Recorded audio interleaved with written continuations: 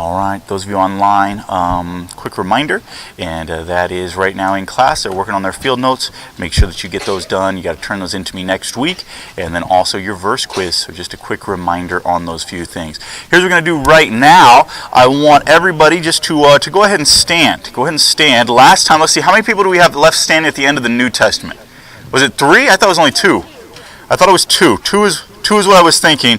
Bella's trying to pad the stats here and get more. I think 2 was our number. We're going to see how many we can have standing at the end of the Old Testament, okay? Maybe we've been in the Old Testament a little bit longer working on it. Maybe we'll do a little bit better in the Old Testament. So go ahead and stand. Close your Bibles, all right? That could be seen as an unfair advantage if you have your Bible open to that page. I don't know. It might be. I don't know. All right, we're going to start. Who wants to start us off? Everybody wants to start because that's I know that one, right? You would hope you know that one. Tyler, you had your hand up. You want to start us off, okay? And we'll go around like this. Make sure everyone has your Bible closed, because here's what happens. Listen, I know some of you. Here's what you're doing. You're counting the amount of people till it gets to you. And then you're looking down at your Bible and trying to figure out where it will be at, and then you get thrown off because someone misses one in front of you, and you're like, "Oh no, now I'm lost."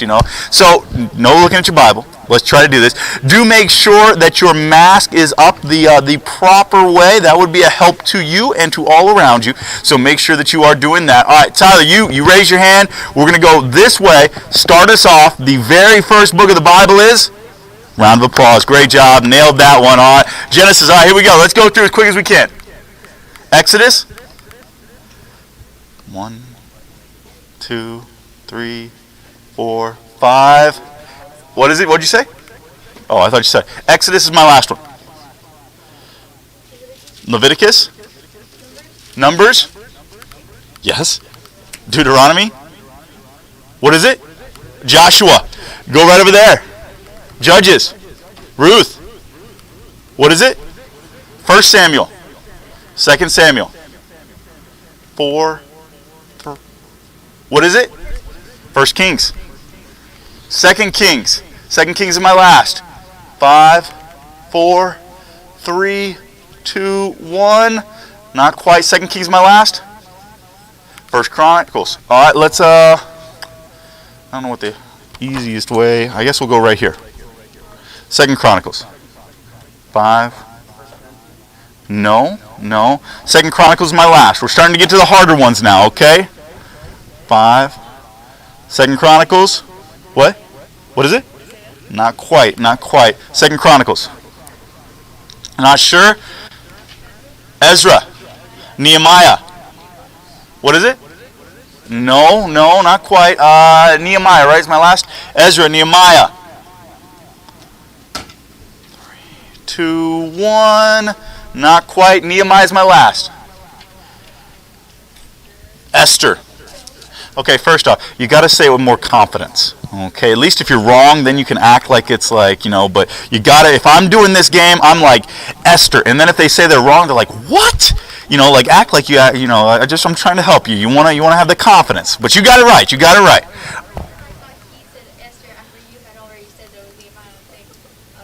No, yeah, he didn't say anything there. I was just joking with you. All right, so Ezra, Nehemiah, Esther, Job, Psalms. 5, 4, 3. Psalms is my last. Proverbs. Ecclesiastes. Song of Solomon. Isaiah.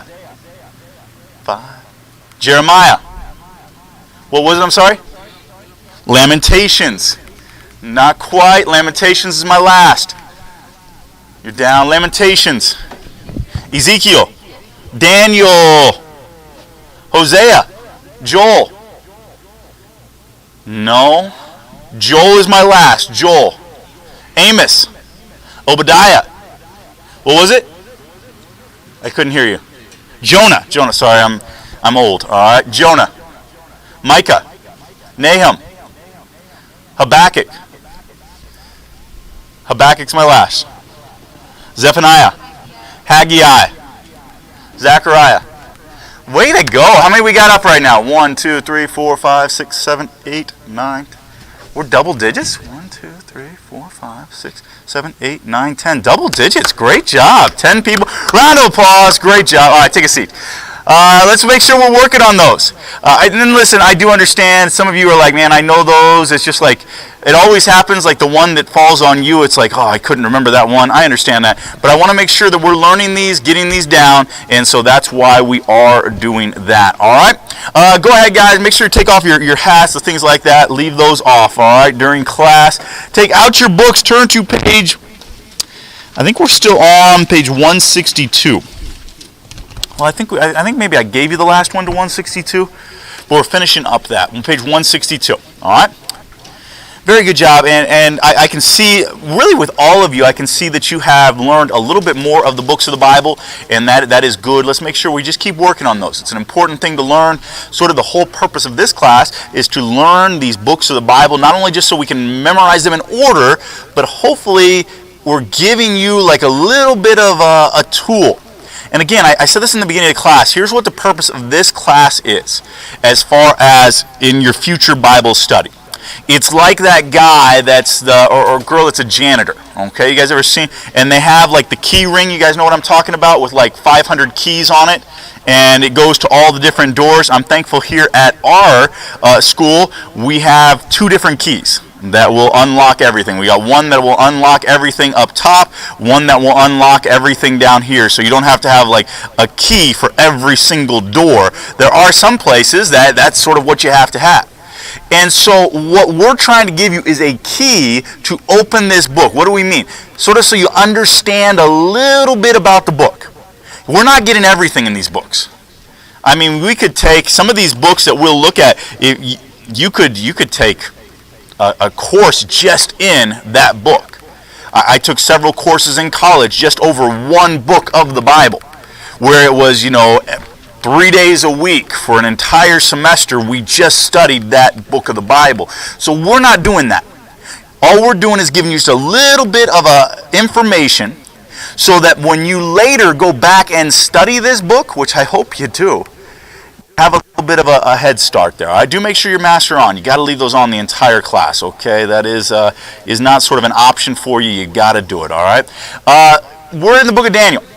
We're looking at that. We're going to see here Shadrach, Meshach, and Abednego. We've looked at the problem. Hey, you got to bow down and worship this idol. We've looked at the punishment. You will be thrown into the fiery furnace. They didn't do it. Then the king says, hey, guys, I like you. I'm going to give you a second chance. They're like, king, we don't need to think about it. We know what our answer is going to be. You can give us a second chance, but we're going to do the exact same thing we did the first time. And the king gets angry. So angry again. This just shows you, to me, how much of a temper that Nebuchadnezzar had. Nebuchadnezzar has a fiery furnace which would put anybody to death. But he says, I'm so mad at these guys, I want it 7 times hotter than what it originally is. Again, my thinking, it doesn't need to be any hotter. Listen, fire is going to kill somebody. It doesn't matter how much kindling you have in there. It's going to get the job done. Now, I don't know about you guys. What is it? Pyromaniac? That's somebody that, fire and stuff like that. Out in California, it is certainly frowned upon because you could burn the whole state down. Growing up where I lived, we had bonfires all the time. Probably weren't smart in a lot of different areas, but my friend had a 4-wheeler, so out on his property, he had a few acres. Out there, they had actually a gas pump right there, and we used that for many different experiments. That's what we called them, scientific experiments, to see what we could make blow up and things like that, and that was quite a bit of fun. But one thing about fire, it doesn't have to be, it doesn't have to be big to get the job done. And by the way, this fire would have already been ready to get the job done. So as we're looking right here, Jose, make sure your mask is on, all right? It's got to stay on. As we're looking at this right here, they get ready. Remember the Bible says they took them, they threw them in there, and the guys that threw them in there, they die. That's how hot this is. They're in there, they just throw them in. And then we look at Nebuchadnezzar again, sort of shows you this guy's mind. If I throw somebody in a fire, I'm pretty sure they're dead. Nebuchadnezzar, evidently, I don't know exactly how this was set up, but he has some type of way that he can look in there and see what's going on. Like he wants to watch them burn to death. Again, this guy, I mean, he's got some issues. He's got some issues. But we find in Daniel chapter number 3, as he looks in, let me just read verse 21. Then these men were bound in their coats, their hosen, their hats, and their other garments, and were cast into the midst of the burning fiery furnace. Therefore, because the king's command was urgent, and the furnace exceeding hot, the flame of the fire slew those men that took up Shadrach, Meshach, and Abednego. Again, the guys that throw them in there are doing their job. They're soldiers, they're guards, whatever their position was, they die just for doing their job. And these three men, Shadrach, Meshach, and Abednego, fell down bound into the midst of the burning fiery furnace. Then Nebuchadnezzar the king was astonished, and rose up and spake, and said unto his council. So here's what he does. He throws them in there, and again, he wants to watch it. And he's watching. But what he sees just blows his mind. So he comes, and he's got all these guys, and he's like, wait a minute, guys. Look at the question. Did not we cast 3 men bound in the midst of the fire? Guys, we threw 3 guys in, right? Simple question. They answered and said unto him, True, King, true, O king. He answered and said, Lo, I see 4 men loose, walking in the midst of the fire, and they have no hurt, and the form of the 4th is like the Son of God. They're thrown into the fiery furnace. There's only one result when that happens. But as Nebuchadnezzar watches, he sees they're walking around. And then he sees 4 guys. It's interesting to me, this idea of, he says, in the 4th is like the Son of God. We know who that is. I believe this is Jesus in the furnace with him. Jesus was not born in Bethlehem and was never before that. Jesus has always been there. And in fact, we see in the Old Testament Christophanies, which are appearances of Christ before his birth in Bethlehem. In fact, many times when you see the Bible refer to angel of the Lord, that is Jesus that is there.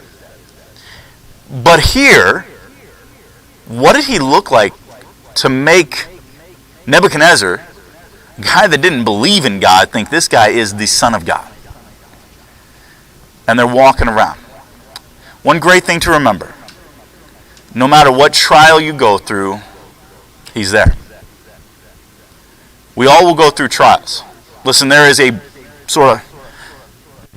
group of people that teach, once you become a Christian, your life is perfect. Hey, God wants you to be wealthy.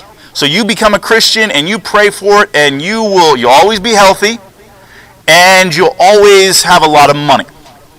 That's been taught I guess in forms it's been taught for a while, but really it's caught on maybe the last 50 to 75 years.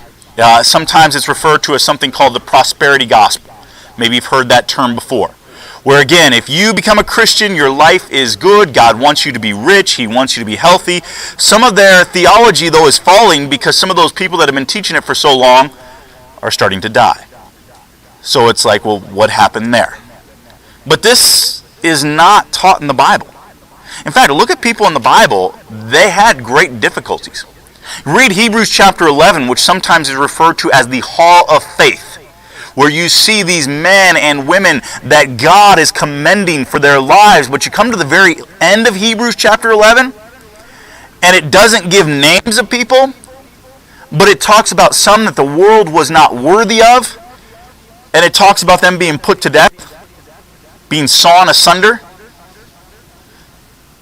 What does that mean? They were basically cut in half, which I believe that is referring to Isaiah, who tradition says that's what happened to him. Does that mean that these guys weren't serving God? No.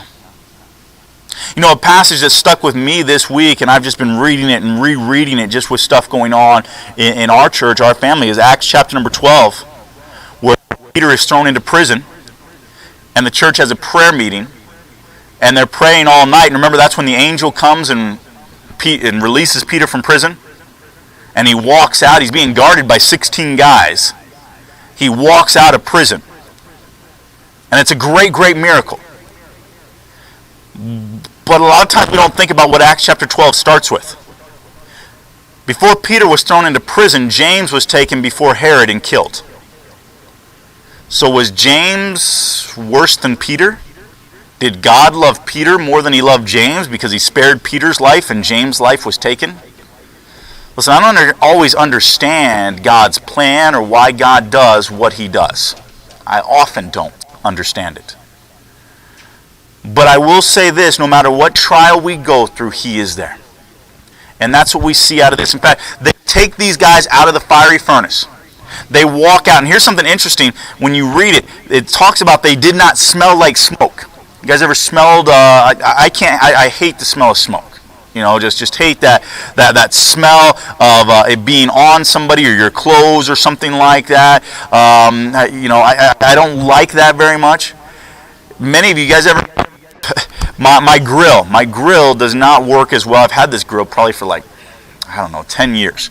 So, but it doesn't start the right way anymore. So I've got to turn on the propane and then take a lighter and light it. Okay. Now sometimes it's happened before where if I turn on too much of that propane and the propane's coming out and I light it, there's more of it's a little bit bigger than what it needs to be. Maybe you guys have seen that before. And I've had times where my hair on my arms have gotten singed. Maybe you guys have done that before. That smells. I mean, if you've had that done before, I mean, that just sort of has an odor to it. And we talked about if you've ever smelled, hair burning or something like that. There's just when these guys come out, none of that happened to them. Listen, they've been in a fiery furnace that you didn't even need to get in to be put to death. Remember the guys that threw them in died? I mean, they've been in this furnace, and there's no smell of smoke. There's nothing like that.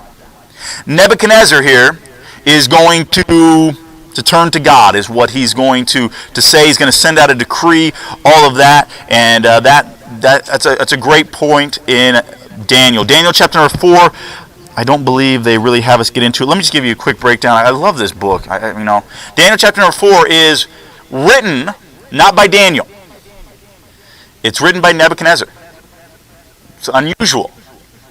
Daniel chapter number 4 talks about Nebuchadnezzar, and maybe some of you guys have remember this. Again, this is another one that maybe you learned when you were younger. God tells Nebuchadnezzar, you're going to be judged because of your pride. Nebuchadnezzar looks out there, he sees this city of Babylon. The Hanging Gardens were there. Maybe some of you, if you've studied in history, the 7 ancient wonders of the world, one of those were the Hanging Gardens in Babylon, which is where Nebuchadnezzar's at. He sees all this, he knows of his vast empire, and he begins to talk about how great he is. God says, hey, you will be judged because of this if you do not stop. About a year later, does the exact same thing, and he is judged. Basically, the guy goes crazy. They send him out. He's out there with the animals. I mean, this king who has everything loses his mind and is cast out with the animals, and for 7 years, that's where he's at. And then finally, 7 years later, God helps restore him. What a great example to us. Here's Nebuchadnezzar who has everything, has the vast military might, has, built this amazing empire. It says in a moment it can be taken from you. Daniel chapter number 5 talks about a great party that was thrown. And a new king, Belshazzar, throwing this party. But remember the handwriting on the wall? Maybe some of you remember that, where the hand writes on the wall. They have no idea what it means, so they find somebody that can interpret it, and one of them remembers, hey, there's this guy Daniel that has been able to do it. They bring him in. He tells them, hey, this means tonight the kingdom's going to be taken from you. And that's exactly what happens. Which, by the way, a cool thing about archaeology here, this passage, many Bible critics just sort of criticized and said, hey, look, we don't really have any mention of this guy ever being king. So clearly the Bible is lying to us, all of this. But what they unearthed and found out, this guy was never really king. But here's what happened. His dad was king. But his dad didn't really want to take care of things. So his dad was the king, but he left his son in charge, and his dad just sort of went to different parts and almost like vacation and left his son in charge was really what was happening. Which is fascinating because if you read that portion of Scripture, Daniel tells him what the writing means. And Belshazzar is so great, so thankful for it that you know what he says? Hey, I'm going to make you third in the kingdom. And for a while, that sort of confused people. Why would he make him third in the kingdom? Most times you would make that person that has done that second in the kingdom. You're right behind me. You know why he made him third? Because he wasn't first. He was second. And so archaeology helps prove that the Bible itself is true because of what it unearths. Listen, archaeology has never disproved the Bible. There's never been one piece of archaeology that disproves the Bible. Sometimes it takes archaeology a while to catch up and find those things. But it's never disproved the Bible. And that was one of the more recent discoveries that have really helped prove the Bible is true. Then we go to page 163, Daring Deeds. Read in chapter 6 how Daniel dared to oppose one king to serve another king. God tested Daniel's courage to the limit. What made Daniel brave and firm commitment to worship God alone? And again, we'll just do this briefly because I think most of us have a basic understanding of this account of Scripture. The guys don't like that Daniel is such highly regarded by the king. This guy's a Jewish man.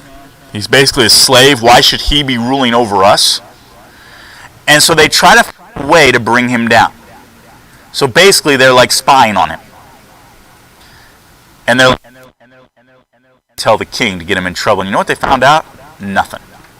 They're probably trying to see, is he trying to smuggle money? Is he making deals with people? Is he doing what maybe a lot of politician type people do? No. So what do? The only thing he's doing is he really is dedicated to his God. We know he prays. So they go to the king and say, hey, king, and they come up with this crafty way of explaining it to the king. King, you are great, you are amazing, and everybody should just be in awe of you.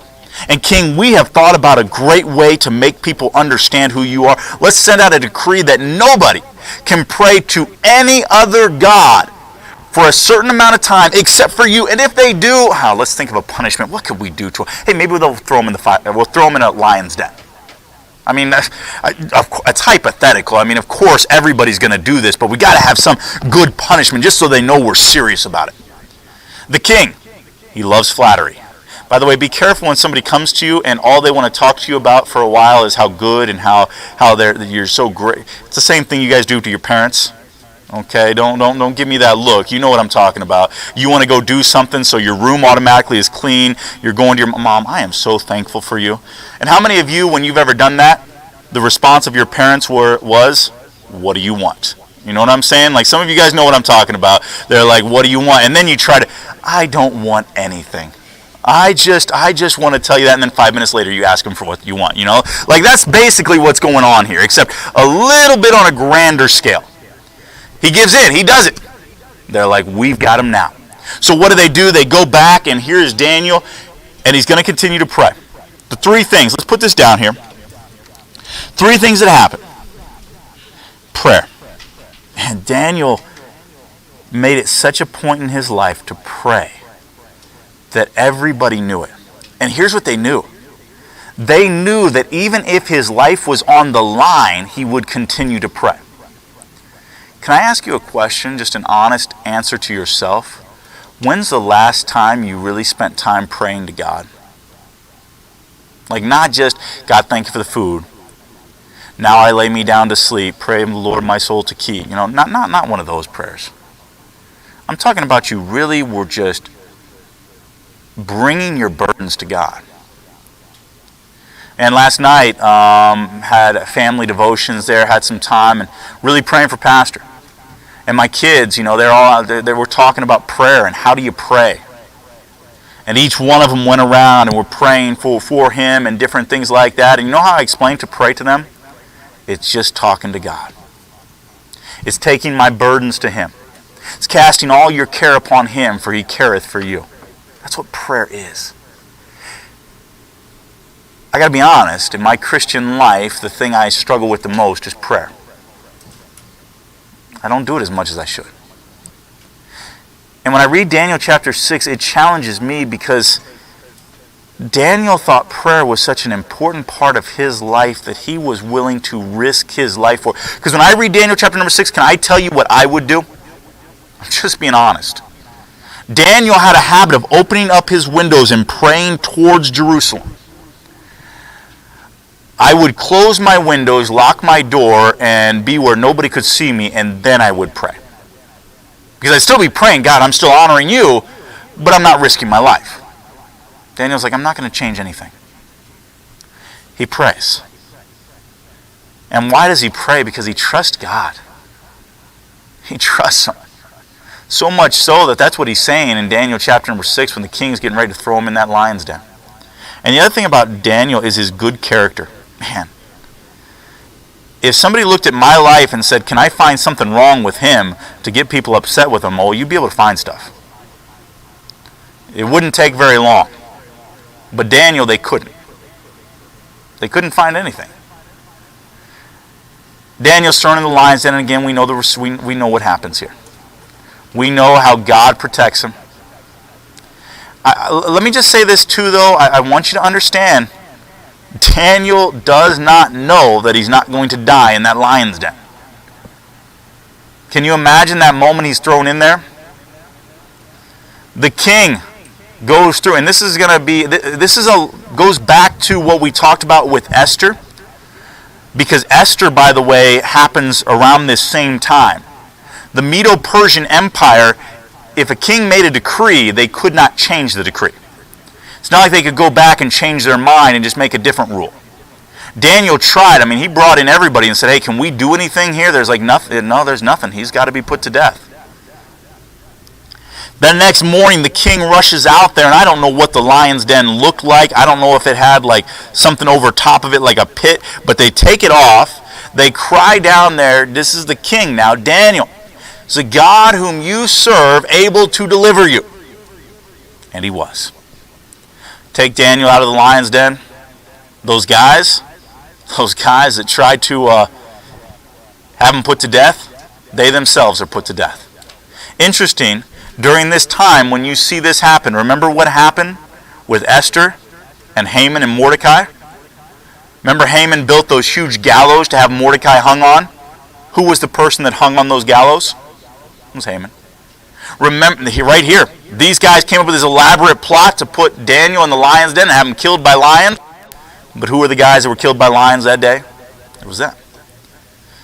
We see all of this happening. Now, I want to give just quickly about this dream that Nebuchadnezzar has, and we talked about it in detail before, but I want to give you sort of what it was. Nebuchadnezzar dreams of a great statue standing in front of him. And remember, this is the one that he brings all the guys together and says, hey, I want you to tell me what my dream means. Okay, king, no problem. And tell me what the dream was. That becomes the problem. But here's what the dream was. He dreamed of a huge statue. The head was gold, the chest and arms silver, belly and thighs brass, legs iron, feet iron and clay. And you guys just write these in. I'll go through. The head represents, that should be gold. I'm sorry, they have a misspelling there. Just gold. That should be gold. The head was made of gold. The interpretation, this is the Babylonian Empire, Nebuchadnezzar. Really one of the first great world empires that we see. Egypt has been there, but they haven't really, they sort of just ruled their area. They haven't gone into other countries and tried to conquer other countries. You've had Assyria there, but Babylonians, they've really conquered a lot of it. Then, silver would represent the Medo-Persian Empire. The Medo-Persian Empire, which is the empire that takes over in Daniel chapter number 5. That's who he's going to be seeing in Daniel chapter number 6. And we'll finish that up tomorrow, all right? Make sure to finish writing in those two. Tomorrow we will finish up the rest, all right? You guys can be dismissed.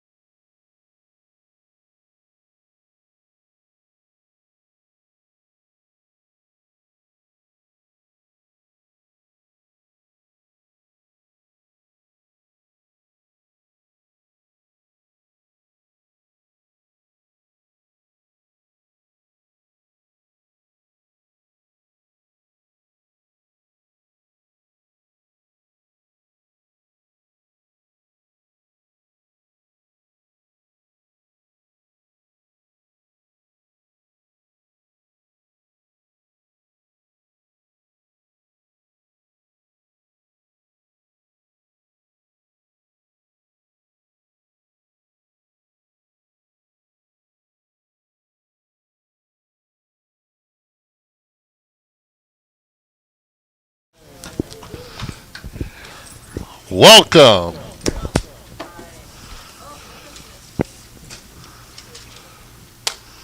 to Mr. Brown's Science Hour.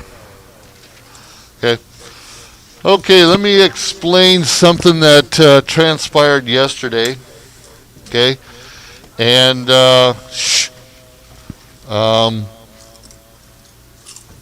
it kind of caught me off guard a little bit as I entered it, but let me tell you what happened, girls. Okay. Back in back in February, the end of February, we had our test 6. Okay. And that was the same time that we had our basketball tournament going on. Okay. And different things were going on, and so it was an open book. I ended up being an open book test. And because of all the confusion that we had during that time, there were a few students that hadn't turned that test in at the time. And so I didn't put a 0 in on the grade book for that test.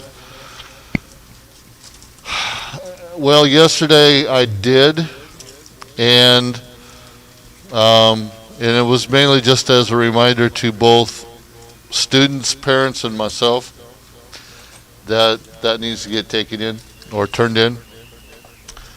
So what happened once I put that 0 in, since test is 50% of the grade, it plummeted the grade for those students that hadn't turned that test in yet considerably.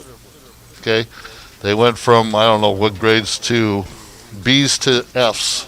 Okay, because it's 50% of the grade.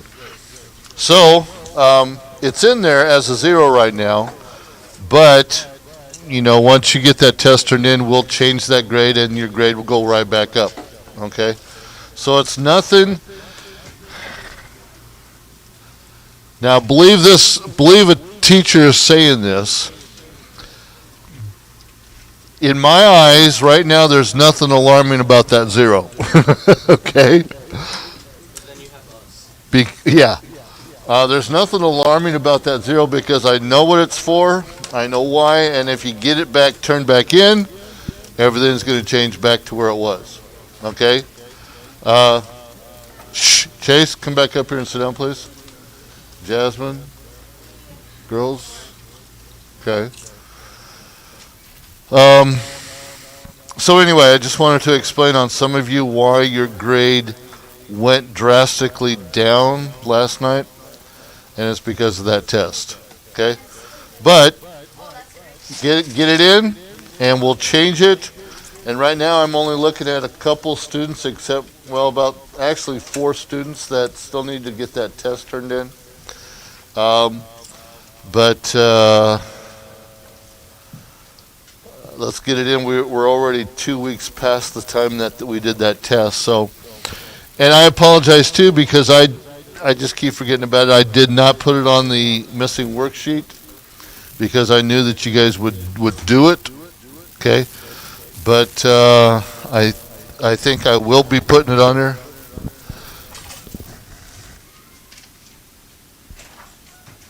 Actually, there is one on there. Okay. So make sure you get that in, and everything will be back as normal. Okay, as normal can be. Okay. So if you lost it, and if you need a new copy of it, please let me know, and I will get that to you, and then we can proceed on accordingly. Yes, Mom? UConn? No, she missed it on Monday.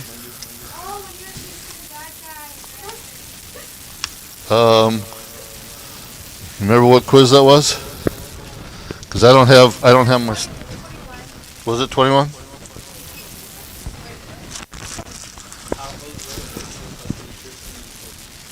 What? Brianna, 21. No.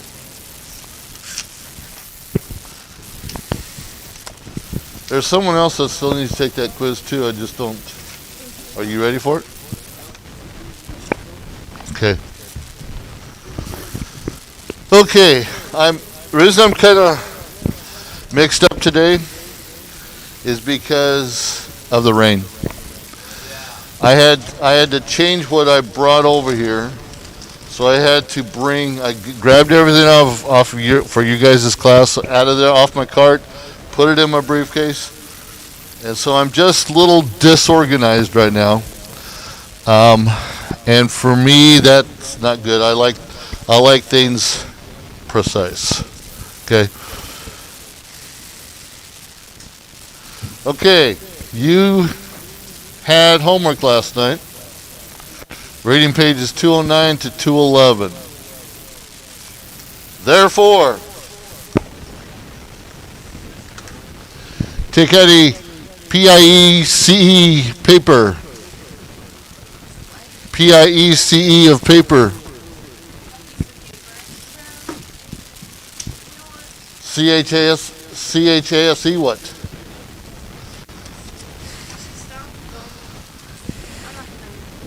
Huh?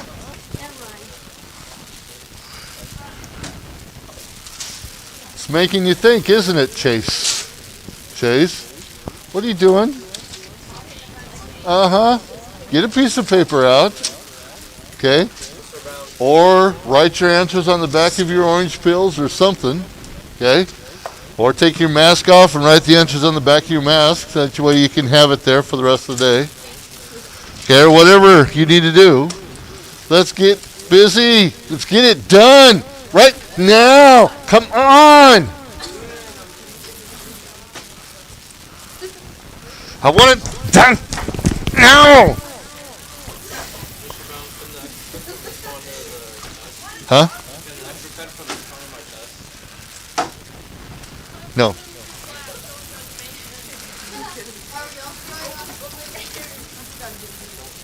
What are you guys doing? Check that later. Man.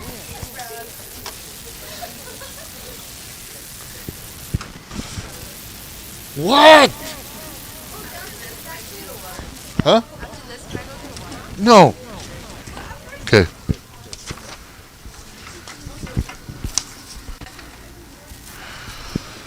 Okay. Here we go. Shh.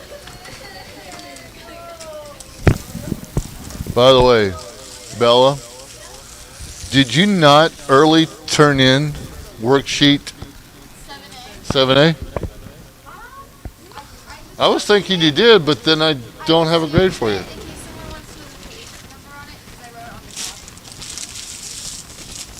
Say that again. I missed something on that. Where is it?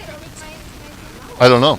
Well, I just put it on here, but What was I gonna say? I did not turn it in because I wanted to leave it in my binder because at the top it said which page on it. okay. Yeah, and in case they wanted to know how it worked. Oh, do you have it? Do I have it? Because now it's missing. Oh, it is? Yeah.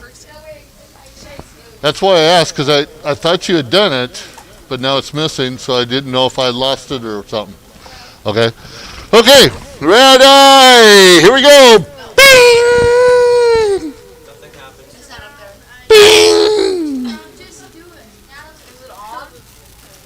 Bing!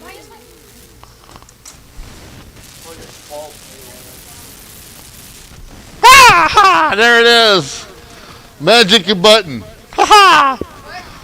6 questions. I'm done. Yeah, right.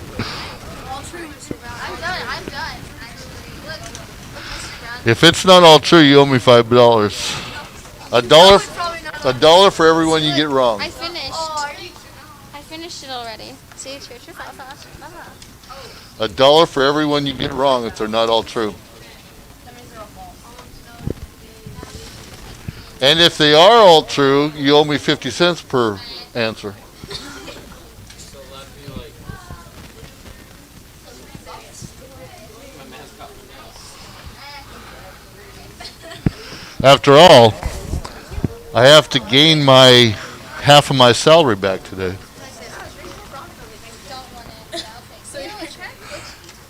You drop this over, and I'm coming after you. And it won't take that long to get to you. Okay? Well, in their case, yeah. See, look. Okay. I wrote it on the top, and Okay. if they got confused, Well, I see, I remember you doing this. because I asked you. Yeah. So it went pause, steer, sponsor, Uh-huh. Okay, I'm turning it. Cool. Ah. Yes, ma'am. Sorry. Orange in my safe. Shh. Shh. Girls. Girls.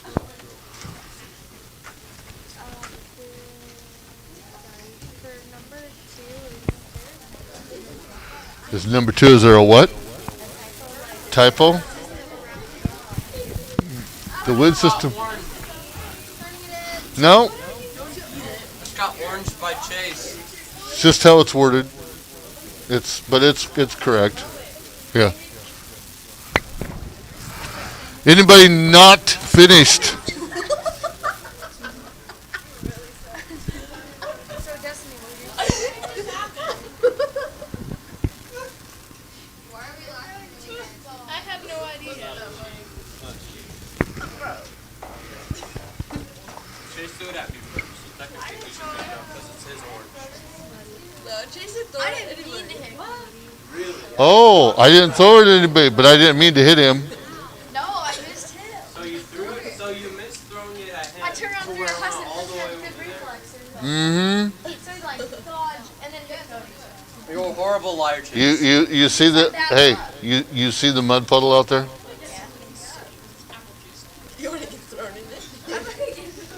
Okay, here's your answers. Everybody done?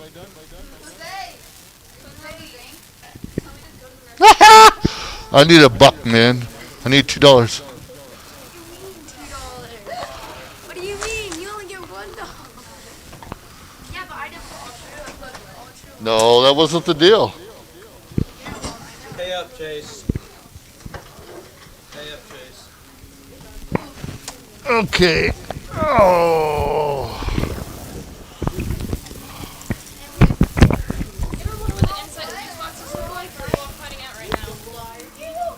Shh. Quiet. Quiet. Today's the 10th, right? Yep. Okay, Micah. Ladies and gentlemen, been having a little bit of fun this morning. Hey, been having a little bit of fun.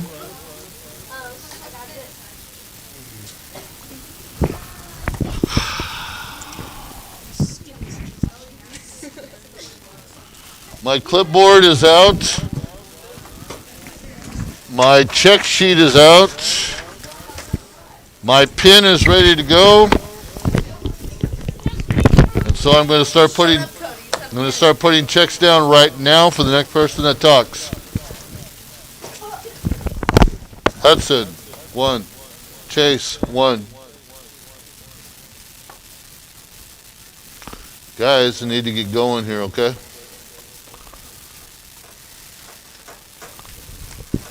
Thank you. Okay, Micah had 5. Erica? Okay, Cody? Jasmine? Natalie? Destiny? Chase? Ariana? Brianna? Aaron? Cheyenne? Not here, right? Bella? Jose? 6? Please stop.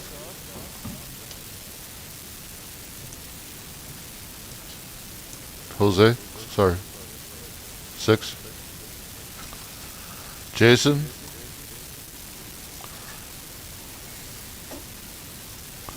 Jaden? Emma? John? Hudson?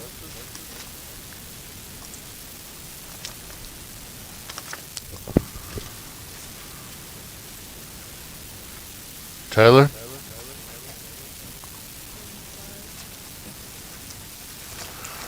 Eliana? Caleb? 4, right? Good. Joey? And Elias. Okay. Okay, we're on lesson 97, right? I think we finished 96 yesterday. Yep. So 97.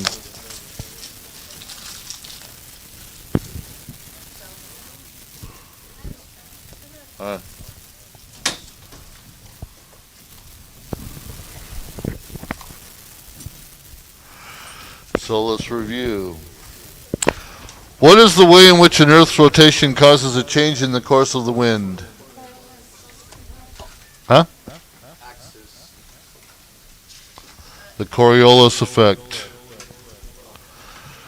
What is the tendency for matter to stay at rest if at rest, or to continue moving if in motion? Inertia. Okay. Okay, that's it. Okay, rotating winds, our lesson for today.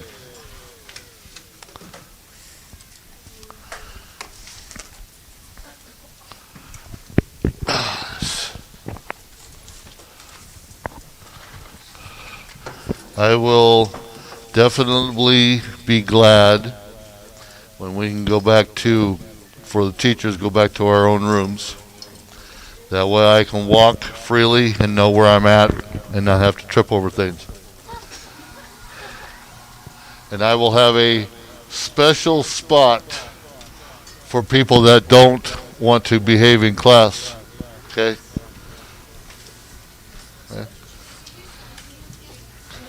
Do I what? Okay.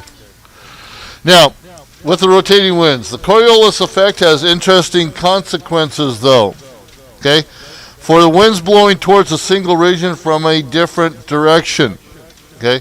So as winds blow towards a low, okay, that's part of the problem there. If it were not for the Coriolis effect, our winds would blow straight towards a low from all directions. Okay? But thanks to the Coriolis effect, we get our rotating winds.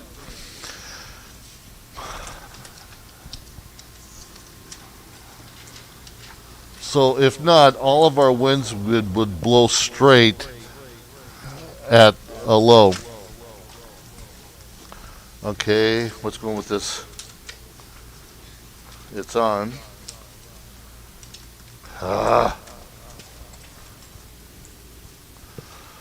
So the winds blowing from blowing north towards a low are bent. Okay, they're bent east in the northern hemisphere, while the winds blowing to the south are bent to the left or the west, the opposite direction in the southern hemisphere. Okay. So you get the picture here of what's going on. As they come down, they're bent because of our Coriolis effect. Okay? Now, as we were talking yesterday with the pitcher throwing a ball, throws it one direction from the north means that the ball looks like it's going to head off to the other direction. Okay? But if he throws it in the south, it's going to head off in the opposite direction, or it looks like it does. Same way it's happening here with the winds. As you can see on the picture on the left, the North Pole, the arrow coming down, that's the direction of the wind. It's being bent to the left, to the east, to the west. Okay? And then the South Pole is having it bent because of the circulation of the earth. Did Mr. Moyer have problems with this morning? He didn't use it? Oh, there it goes. Okay. Now, I don't know, it just started working. Okay, so instead of meeting at the center where the winds, okay, so if there wasn't the Coriolis effect, winds blowing from the north, winds blowing from the south would all be blowing straight up into the low area. Okay? And then we would have this mass wind collision going on. Okay? But as the winds are coming up and down, they get bent, therefore they get detoured off of into another direction. Thus, you don't have the major problems that you would have if they hit each other. So instead of meeting at the center, the winds form a circulating spiral around the low called a cyclone. Okay? And this is where we get the idea of the tornadoes and all that happening because of the circulating of the air. Okay? Rotates counterclockwise in the northern hemisphere. Winds blowing north or south away from a high are bent to the east and west by the Coriolis effect, forming a wind system around the high called a anticyclone. But the cyclone is just that twisting motion of the wind.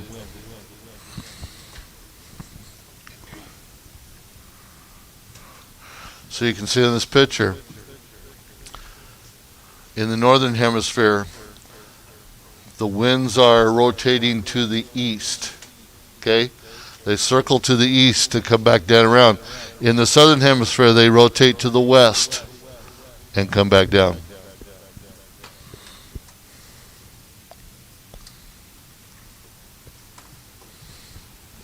So like that's what I was saying. In the northern hemisphere, they go clockwise.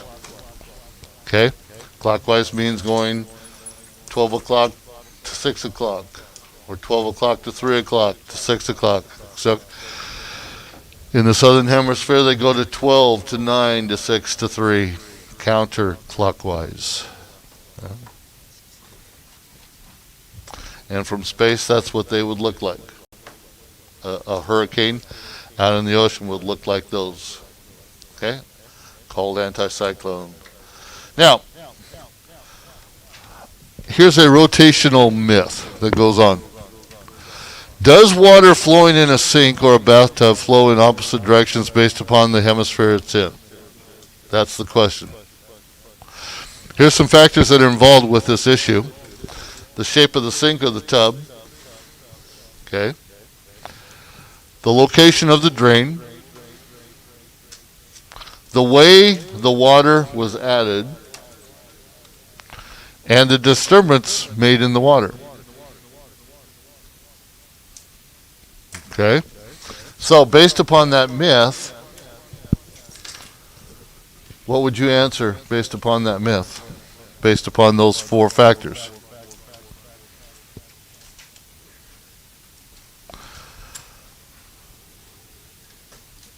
Not necessarily.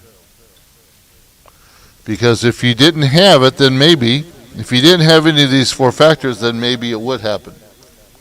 But because the shape of the sink was odd, because the location of the drain in the sink was odd, or is in a different spot, the way you added the water, okay, or the disturbance of how you made the water turn, okay, would determine the question. Okay? The answer to the question, does water flowing in a sink or a bathtub flow in opposite directions based upon the hemisphere it's in? The answer basically is no. Okay? It's still going to flow normally. Okay? But just because it's north or south doesn't mean that it goes in opposite directions, even though the wind currents do. So, let's jump into the wind zones. Okay? And by the way, it's good to see Mia, Emily, Cheyenne, and Jezreel. Okay? Yep, I got all four of you. Good. Good to see you. At least I see your names. I wished I could see you. Okay? I won't say what I was just going to think. Well, that would have been mean. Okay. We're on page 11. So we start off with the equatorial zone. This is the area around the equator, okay, where air is constantly forms a belt of low pressure, okay. So the winds are always going down to the and up to the low pressure area in that regards, okay, and that's the equatorial zone.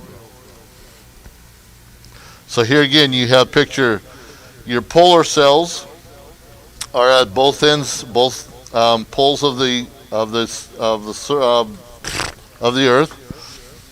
The next, in between 30 and 60 degrees, you have the Ferrel cells, and between 0 and 30, you have the Hadley cells on both sides of the equator. Okay. Now, convection currents, the Coriolis effect, and the high and low pressure areas at altitudes of 60 and 30 all work together to form a consistent pattern of wind zones over the surface of the Earth. And so they are consistently going in these patterns. Can they change? Yeah, to some degree. But basically, they are going to be flowing in these types of patterns. Okay. Under the equatorial zone, you have what's called the intertropical convergence zone, or the ITCZ area. This is the low pressure region near the equator. And the equator is always going to be a low pressure area. Okay. Intertropical convergence zone.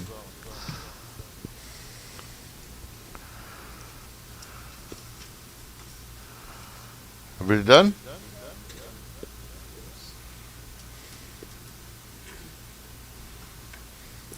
So, looking at this little map here, this picture, at altitude 30, you always have a high. At altitude 60, you always have a low. Altitude 0, which is the equator, you have the lows.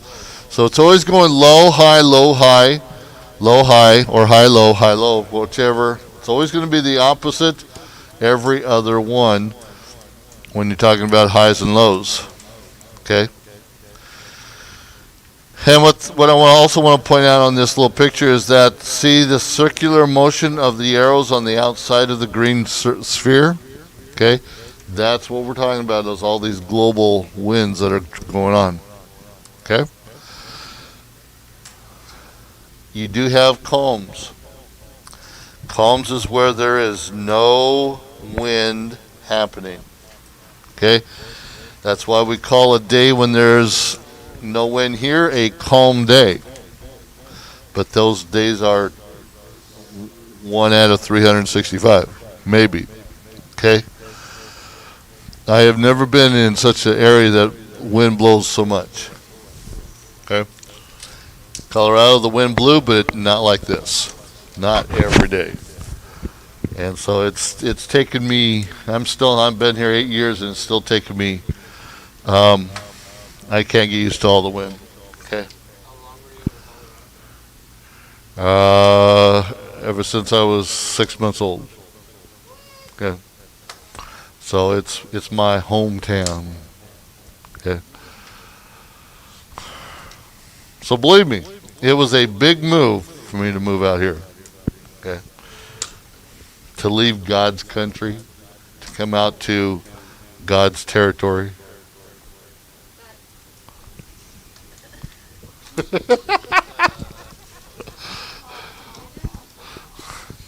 No, it's God's, just a different area. Okay. One thing nice about Colorado is you had all 4 seasons. Here, you have 2 seasons, and the 4 are combined in the 2.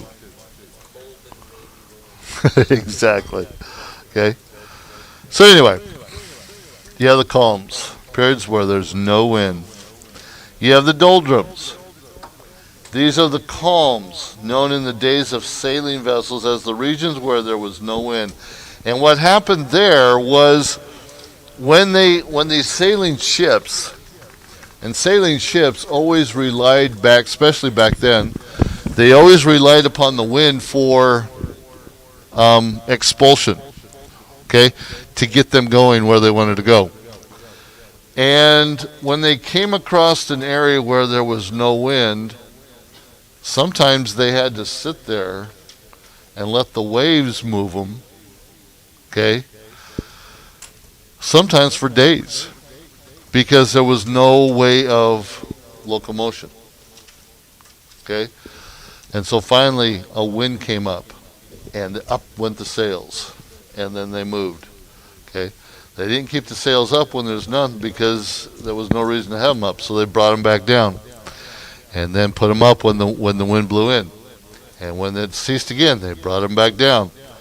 But they would sit in these areas for long periods of time, and so that's why in some aspect it took forever to sail across the oceans. Okay. So because of the rising air cools and forms many rain-producing clouds in these, the region around the ITCZ usually has a tropical climate. Okay. You have also what's called, now these are the windless waterways. You also have what's called a horse latitude. This is a windless waterway region of high pressure and gentle wind about 30 degrees north and south latitude. Okay? But again, that's of a low, that's 30 degrees is a high pressure. Okay? But they call them the horse latitudes. Probably the reason they're called horse latitudes is because when it gets to high, the horses get up and go. Okay? Oh no. The winds are light and change direction often, as we know here. They will constantly change directions. Yes, sir. We're done in about 3 minutes. Can you wait? Okay. The air is warm, but not as warm as in the doldrums, okay, because of the pressures. The air pressure is higher than in the doldrums in a horse latitude, the air pressure. The air is warm, but the air pressure is higher, okay. Most of the world's deserts are located in or near the horse latitudes, most of them, not all of them, but most of them. The horse latitudes got its name from sailing ships that carried cargoes of horses. Okay? They were left without wind for days or even weeks. The horses died from food and water, and the Marines began to associate the winds with the horses that died, so therefore they called them horse latitudes. So see, it had something to do with horses. Ha! Okay? There it is. Your homework again today is just to read pages 211 to 214. Okay? I don't have my erase. I don't even have my markers or anything. Okay? Reading pages 211 to 214. Okay? So, DLs, classmates, make sure you're getting all your work completed. Get it turned in. Okay? Do it anyway. Okay?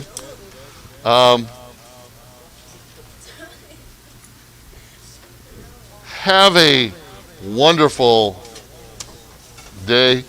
Stay warm. Don't go jump in a mud puddle. Okay?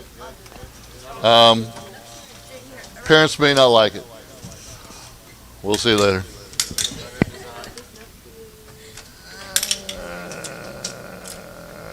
Where is it? There it is.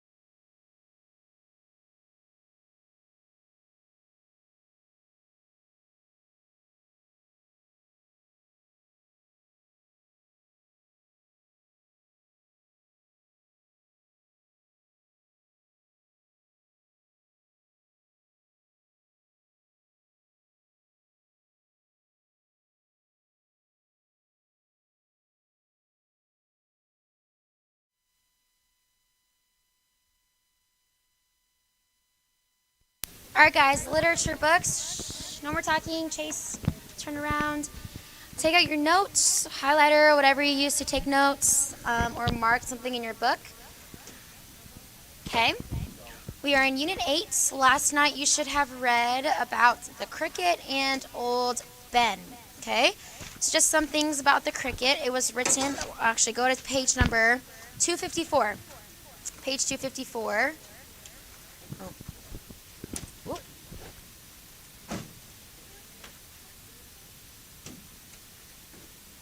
Okay. It was written by Vincent Byrne. It was translated by William Cowper.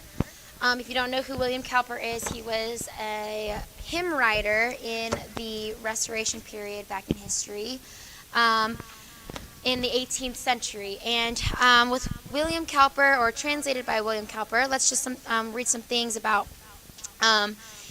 According to Vincent Bourne, there are only a few sounds that compare to that of a cricket. Obviously, with crickets, people use crickets, represent awkwardness, like maybe as a sound effect in a movie or a sound effect in a play. With the cricket, look at the info to your poem, okay?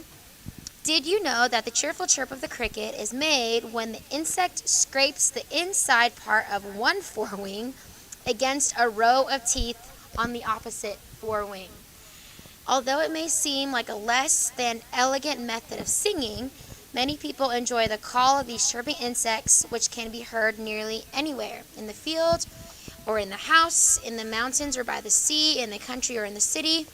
Read how the poet reflects to this small but well-known insect. What's your question? Oh yes, the cricket is God's intricate design. We see that as the theme here in the cricket, okay? Let's read about it, okay? Little inmate, full of mirth, chirping on my country hearth. Wheresoever be thine abode, always harbinger, which is a forerunner that provides advance notice of something. So the cricket is a forerunner of good, or they announce something that's good, okay? You okay? Okay. Put the ducky away.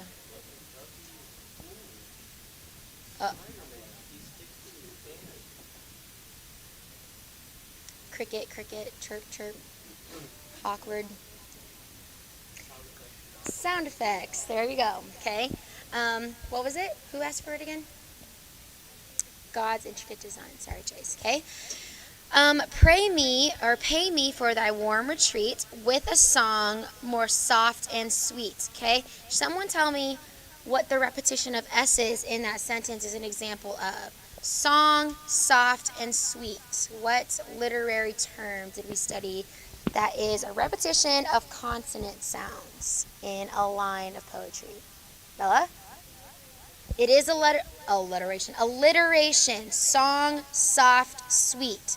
Okay, look at the next line. In return, thou shalt receive. Return and receive. Again, such a strain. That S sound is an example of alliteration. Thus thy praise shall express inoffensive, welcome guests, while the rat is on the scout and the mouse with curious snout, with what vermin else infest every dish and spoil the best. Frisking thus before the fire, thou hast all thine heart's desire. So, we hear the cricket, it's everywhere, just like mice and other pests can be everywhere, but we tolerate the cricket.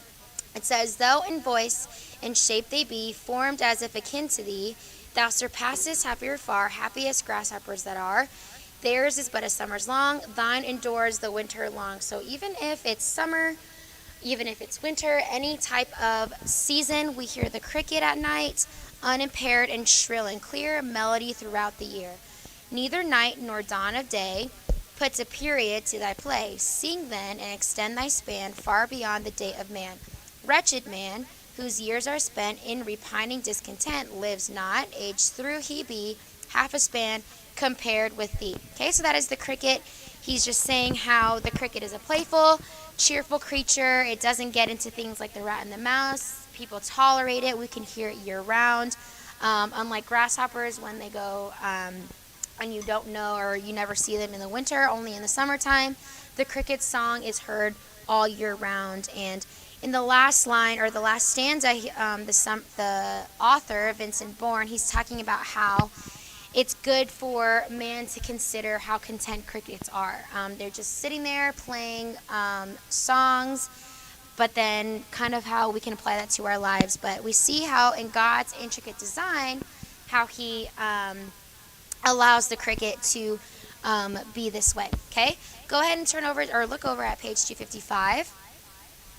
Okay, page 255, Old Ben, written by Jesse Stewart. The theme here is we see the relationship between man and nature.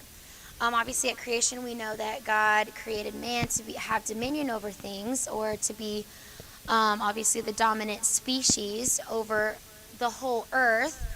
And in the beginning, actually, before Satan tempted Eve in the Bible, if you guys don't know the story, some of you guys are newer, that's fine. If you don't know the story, Satan, he used a snake in the Bible to tempt Adam and Eve, okay? And before the snake or Satan tempted Adam and Eve, actually, Satan or snakes, they actually had they believed to have had arms and legs, or they didn't crawl on their bellies. But ever since then, obviously, since Satan used the creature succumbed to Satan, and he was used by Satan, God cursed the snake, and now in the Bible says that God caused the snake to now on thy belly slither around. So that's where we get the snake. We see this. You should have read this in your story last night. What type of animal was Old Ben, class? What kind of snake was he? A black snake. We see that in the very first paragraph here. It says, on a morning in July, when I was walking across a clover field to a sweet apple tree, I almost stepped on him. There he lay, coiled like heavy strands of black rope. He was a big bull black snake. So bull, black snake, obviously it was a guy, okay? A boy snake. We looked at each other a minute, then I stuck the toe of my shoe up to his mouth. He drew his head back in a friendly way. He didn't want trouble while pouring outside. You guys can go outside for lunch. Just kidding. Okay. So we're talking about Old Ben here. So obviously he lifted him up when I lifted him up in the next paragraph, it says he was as long as I was tall, and that was 6 feet. So he was pretty big for a snake. We see that he takes him home. Where does he place him? Where did Old Ben live, guys? Okay, in the corn crib. In the corn crib where they stored their corn for winter, or wherever they put all their crops there. That's on page 256. Look at number 3, true or false. After he brought him home, did the father really want the snake, or was father happy to welcome Old Ben into the family, guys? No, okay, so actually his whole family was happy. His mom wasn't scared of the snake, but his dad actually was. But we see Old Ben, the whole family actually ended up loving Old Ben. They considered him as a pet, not just their family, but a lot of neighbors, a lot of friends. We see that on page 257 at the very bottom on the right-hand side, the last paragraph. It says, summer passed and the late days of September were very humid. Old Ben failed one morning to drink his milk. We knew it wasn't time for him to hibernate. So we see that that Old Ben had been with them for 2 summers, and then in the winter he hibernated the entire time, and then one summer they left out milk for Old Ben, but it wasn't quite time for Old Ben to hibernate, so they were wondering where he was. And your story, it kind of gives you an account of all that happened since that they had Old Ben. So Old Ben, he got into trouble with the hogs. He would sit in the hogs' feeder, and they would, like, obviously pigs, they didn't like snakes. So he got in trouble with those hogs, but he also, look at number 4, what was the reason why the family wanted to keep Old Ben around? Does anybody remember this one?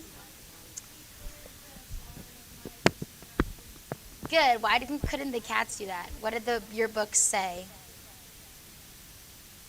Okay. Well, it's not obviously an important question, but look on page 257. My father got reconciled to Old Ben, but not until he had proved his worth.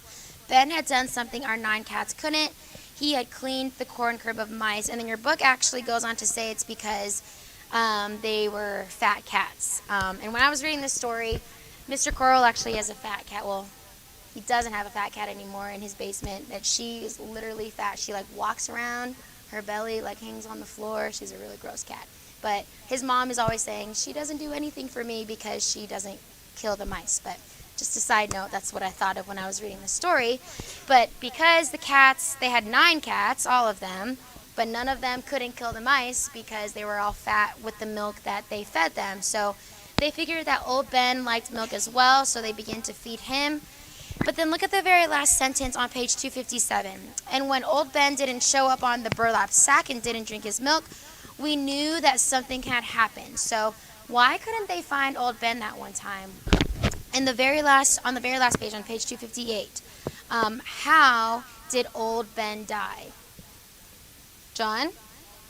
The hogs got him. So the animals that he got into trouble with, where he was sitting in his feeder and they tried to stomp him out, they actually ended up getting him. Look at this. So they were looking for him on page 258. It says, Pa and I moved the corn, searching for him. Mom made a couple of trips to the barn to see if we had found him. The next few paragraphs are them they couldn't find old Ben anywhere. And then the father finally said, look at the right-hand side, at the very top of the page, it says, we think Fred might have got him. Fred was their hog. It says, we're sure Fred's got it in for him over old Ben's getting in his feed box last summer. Mom said, you're accusing Fred wrong. Here's old Ben's track in the sand. So when they were following old Ben's track in the sand, it said, a couple of sentences down, it says, the last trace old Ben had left was in the corner of the lot near the hog pen. It went straight to this woven wire fence and then stopped. So he crawled into the hog pen and he was never seen since. And that's how he died.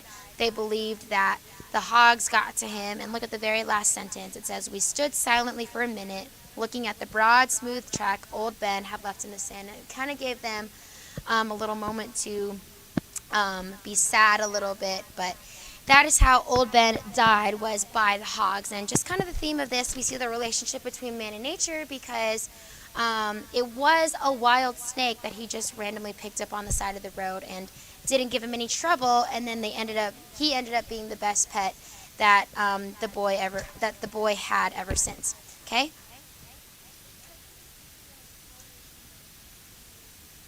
He was 6 feet. Yeah. Okay, the teenager. Mr. Coral was like 6 feet when he was in high school. But I'm just saying though, like, it's the son, okay? Do you want me to say the son? The son in the story was 6 feet. All right? No homework for tonight because it is Wednesday, but go ahead and take out your grammar books, okay?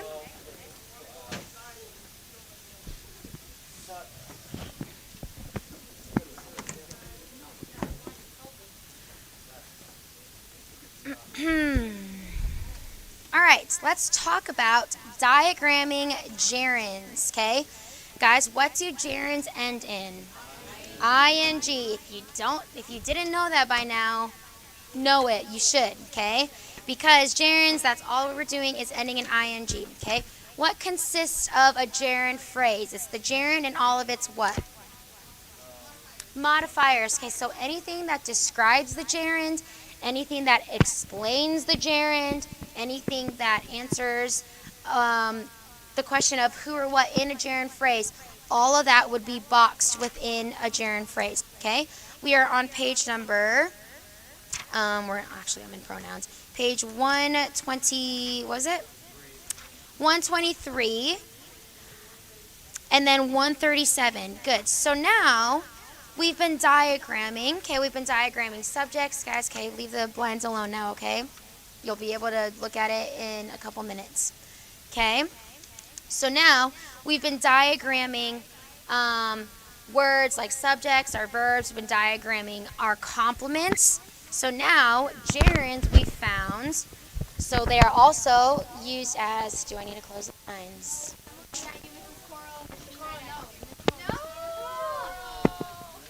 You had your chance. You blew it. Okay. Shh. Okay, so diagramming gerunds. Everyone look on page 123 and 131. Okay? So now, since we found, not 131, what is 137, sorry. Okay? Now that we found how to diagram our subjects, now that we found how to diagram our verbs and where we place them, since we know that gerunds can be used as subjects and verbs, we place them exactly in the same spot as they would be used. Okay? So look at your examples. Look how it's diagrammed as the subject. All right? My sentence is, playing basketball well requires dedication, or arising early is easy for Brooklyn. So we know that that is the subject. All right? My verb is or requires. Who or what requires? Playing basketball. Okay? So now, notice how I diagram a gerund. Okay? So I would still draw my line. What goes in this part of the sentence, class?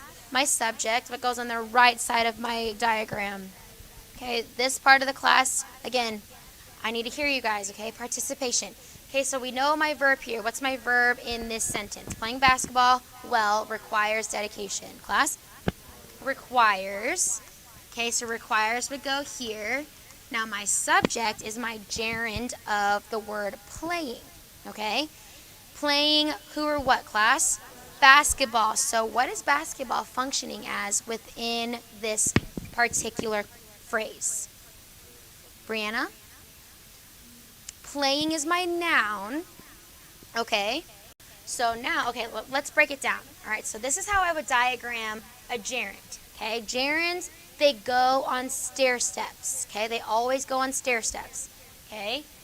And then the stair step goes on stilts. But look at this. So this is how I would diagram a gerund. Okay? It's slanting on that stair step. Okay? So now that I found my gerund phrase, which is what, class? Playing what? Basketball. Okay? That's my entire phrase. All of my modifiers in that clause.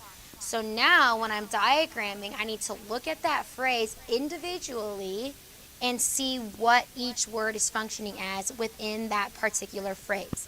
Okay?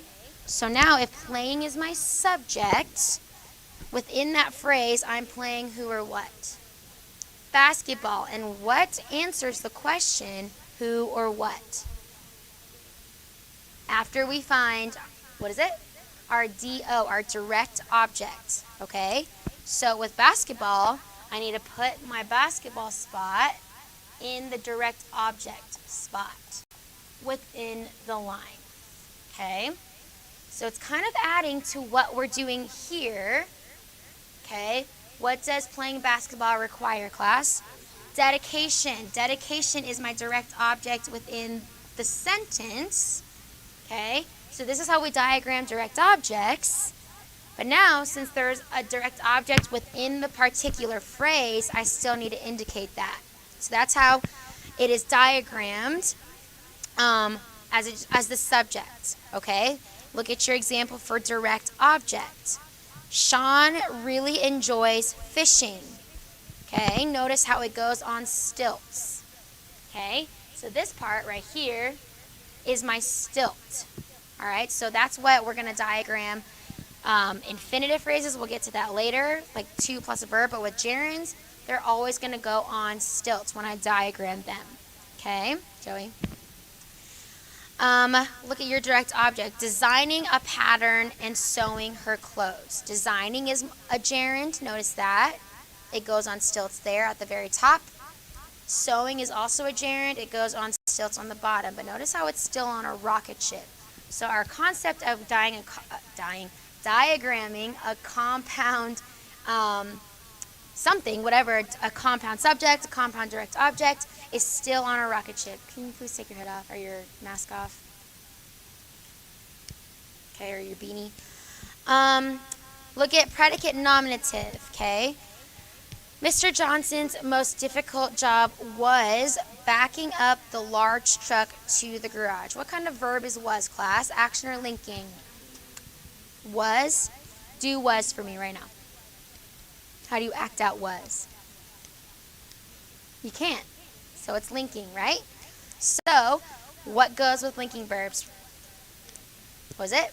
A PN, okay? If we don't get that by now, you should, because we've been literally, I don't know how long, how I've been emphasizing what goes with action verbs, what goes with linking verbs. So what goes with linking verbs, class? PNs, predicate nominatives. How do I diagram a predicate nominative? A slant back to the subject, okay? So, but notice my gerund is still on stilts with a stair step. So this is how we diagram gerunds all the time, okay? There's a stilt and a stair step there, okay?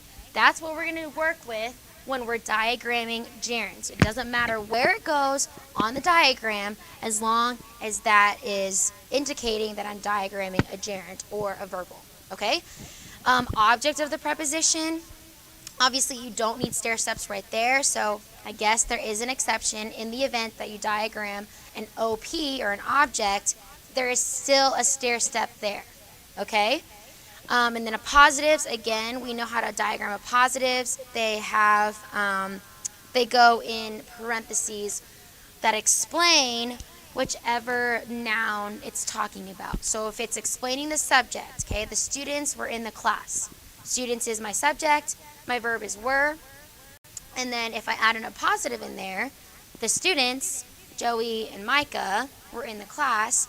Joey and Micah would be my appositives, further explaining my subject, okay? Or we went to the store, okay? We went to the store would be, what's my subject there? We went to the store, class. We, what's my verb? Went, and then to the store, okay? To the store, what kind of phrase is that? Prepositional phrase. If I further explain, what's my object there, class? To the store. If I further explain my store, Marshalls. Okay, we went to the store, Marshalls. What would Marshalls be? And a positive, further explaining my object. Okay, so positives, they just further explain what things are or who people are. Okay, so that's why they are diagrammed within parentheses. But let's practice number one. Okay, number one, go ahead and take out a sheet of paper. You can keep this paper for tomorrow because we're going to practice it a little more tomorrow as well. But start the paper. Look at number one. The hardest part of the test was answering the essay question.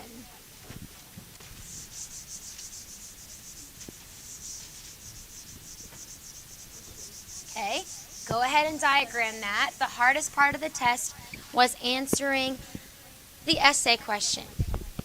Something that will help you with knowing how to diagram is labeling first, okay? So look at our subject and our verb. What's my subject here, class?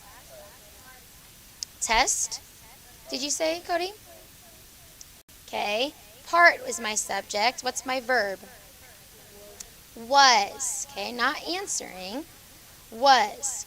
Okay, was, who or what was. Part was. The part was who or what. Answering the essay question, okay? That is my gerund functioning as what? What kind of verb is was, class? What kind of verb is was? A linking verb. What goes with linking verbs? Predicate nominatives. So, answering the essay question is my gerund phrase used as the predicate nominative. All right, so now we found what kind of complements these are. How do I diagram them? And on a stilt. Okay, so go ahead and work on it. I'll show you how we diagram it.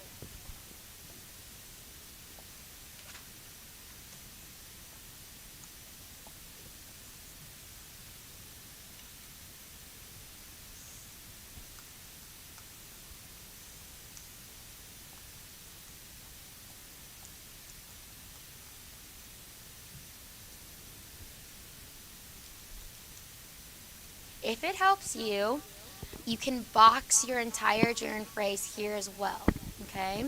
That's what we've been doing in our exercises. That'll tell you what all is part of my gerund phrase. Okay? So this is how we would diagram it, okay? My subject is part. My verb is was. My predicate nominative, guys, everyone look up at the board.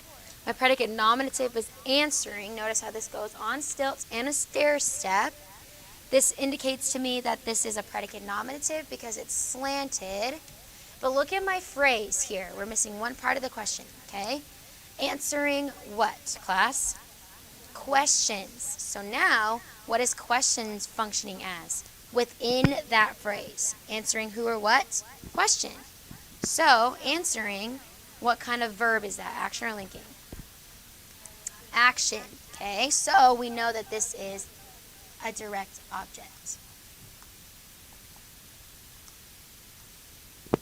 Okay, so verbals, that probably confused a little bit, but just listen to what I'm saying, okay? So look at your sentence. The hardest part of the answer, or of the test, was answering the essay question, okay? So you find your subject and your verb within the entire, Joey, pay attention, within the entire sentence, okay? So we found that. Part was, okay? Then we find our complement, answering the question. After we find all of those, that's what we diagram. But then, in order to determine this part of the sentence, this specific part of the sentence, we need to look at that specific clause or that specific phrase on its own. Okay, so within that phrase, answering is a verb, answering who or what, question. That's how we know what goes on this diagram. Okay, the reason why it's on stilts is because that is a separate part of the sentence. Okay, it can be a separate part of the sentence. It's still connected, and it's acting as the predicate nominative, but within the phrase itself, there are different parts of speech there. Okay? Jose, what are you doing? Okay, well, you shouldn't be. All right, look at number 2. Mr. Spears began the class praying or by praying. Go ahead and label this. Okay, what's my verb here, class? Began. Okay, who or what began? Mr. Spears. What kind of verb is began, class? Action or linking? Action. Good. Okay, what did he begin? The class. What would class be? A direct object. Now notice this, what is by praying? It is a prepositional phrase. So with prepositional phrases, what do we need with prepositional phrases? What do prepositional phrases have? An OP, an object, a noun object. Okay? So you can put your parentheses around by praying. So now look at your example. Joey, look at number 2. Okay, and diagram your object of the preposition. Okay, so go ahead and work on that. Joey, do number 2.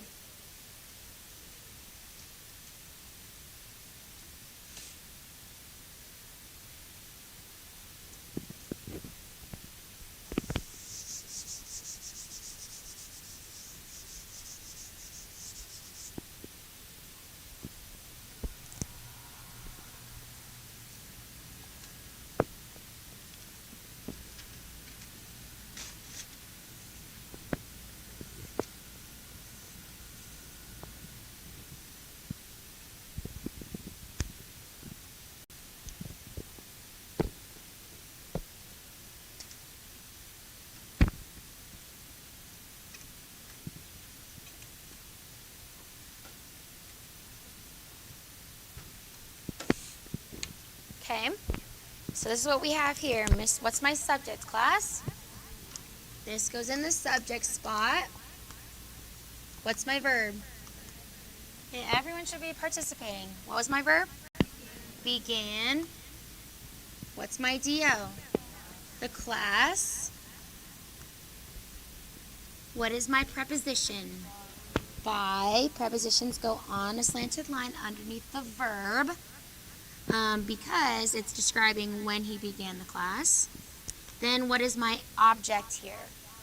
Praying. Okay, so this is how we diagram gerunds. Okay, that's what your number 2 should look like. No homework for tonight. Today's Wednesday, but we'll practice this tomorrow, so keep that sheet of paper, okay? All right, you guys are dismissed.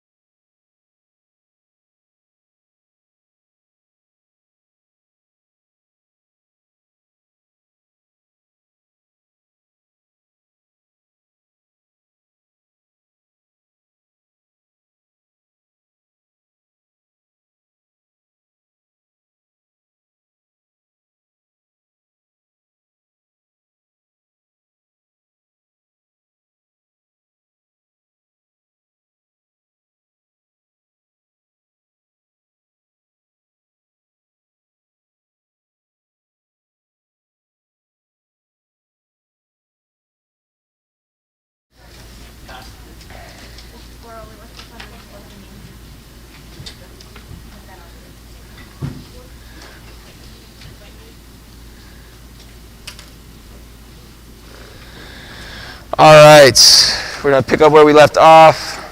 Cruise through these real quick. Everyone should have their notes out because we could have, I don't know why it's like that. Just have to bear with it. 13, sorry.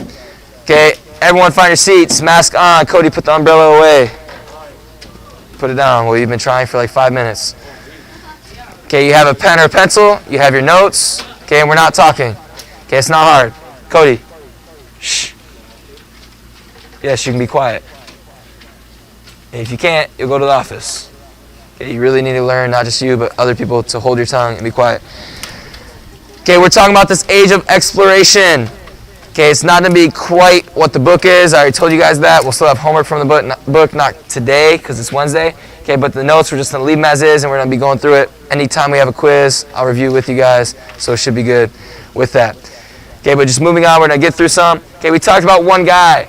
Okay, he was really known for navigation. What is his name? Not Christopher Columbus. Prince what?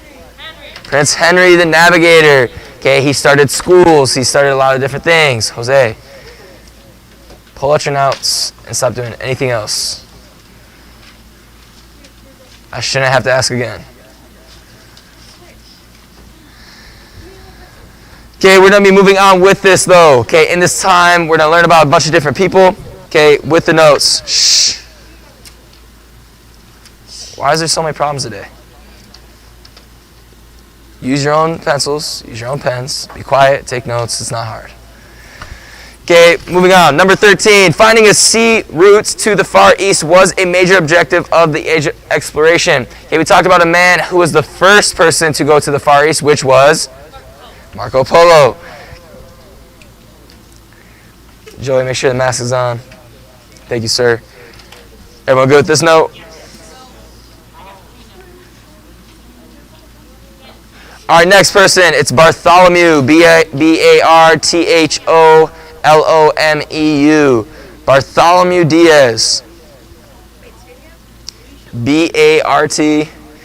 It's because I have to use the flash drive, put it in PowerPoint, so it messes up my fonts. B-A-R-T-H-O-L-O-M-E-U. Bartholomew. Because I don't use this font, so then when you put it in PowerPoint, it changes it when you put it in the computer, so it's not the same.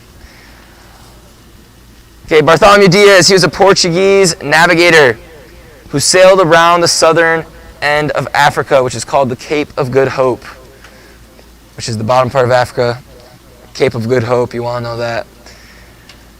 In 1487, he was prevented from sailing to Asia by a mutiny. Okay, he's sailing around Africa. Again, a lot of people are going to new lands, finding new areas, and they just want to keep on going. Okay, imagine being on a trip, being away for 2 months. Okay, trying to go to these places. You've already been gone 2 months and you're like, man, we're almost there, which they didn't really know if they were almost there. They just thought they were. We're almost there, we got to keep on going. But at this time, okay, you start after 2 months of sailing, okay, you're probably running out of food. Okay, you're running out of food, you're running out of materials, your men are getting tired, they want to go home. They've been at sea on this boat for this whole time. Okay, so you have this thing called a mutiny. Yes, sir. Quickly, you need to come back. Okay, but you have this thing called mutiny. Okay, mutiny, you guys probably already know what that is. Okay, basically they say, hey, Captain, Mr. Diaz, or whatever they call him, Captain Diaz, okay, we're not following you anymore. Okay, you're sailing us to this place, but we have no food. We're starving. Okay, we struggle sleeping at this point. We want to go home to our families. Okay, any type of thing. Okay, they're sick of traveling. He wants to keep on going to Asia. He thinks he's close. He's not really, if you know, Cape of Good Hope, bottom of Africa, all the way to Asia, not close at all. So a mutiny prevented him from doing that. Okay, which brings us to, and we already mentioned him, Christopher Columbus. Christopher Columbus, we already talked about him a little bit. Okay, but he planned to sail west from Europe across the Atlantic Ocean to the Far East or Indies. Okay, not knowing what he found. Okay, what did he find? The Americas. America. Okay, yes, he found America. Okay, but he wasn't planning to go to America.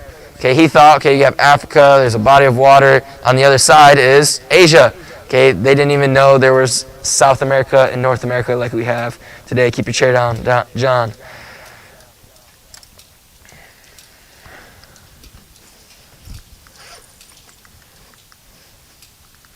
Okay. This thing has.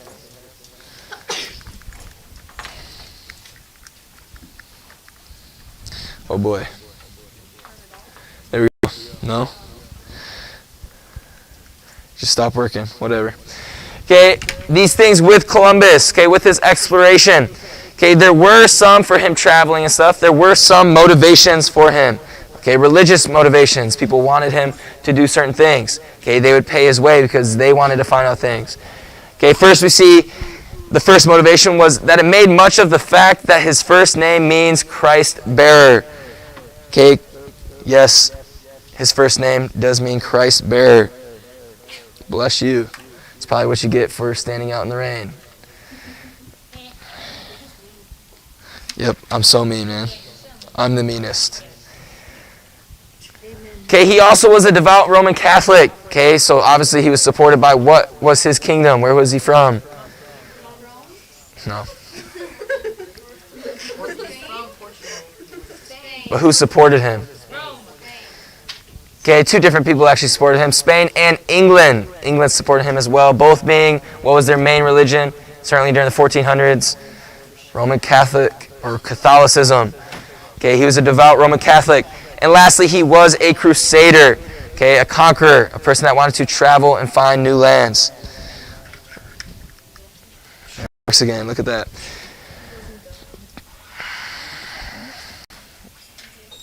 John, stop. And put that away. I already told you. You wear it or you put it away. Same thing, Joey. Put it away.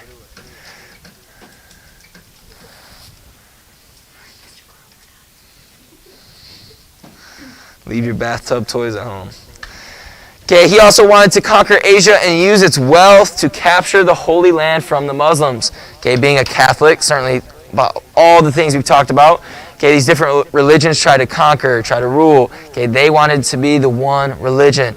Okay, so one of his goals, being a crusader, is to go out, be sent by these nations and these countries, okay, and to make his religion, or Catholicism, the main religion. Okay, good to see Jezreel, Mia, Cheyenne, Emily. Okay, but he wanted to conquer Asia for that reason, to gain more wealth, more power, more resources, to conquer the Holy Land. Okay, and he wanted to lead this crusade.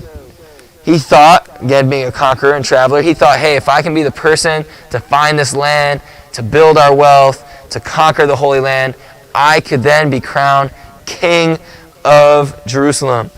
Okay, a lot of ambition by Christopher Columbus, but not a lot of vision, as we see his life did not get that far. Yes, sir? I'm not going back. You can get the ones you missed from a classmate or at the end of class.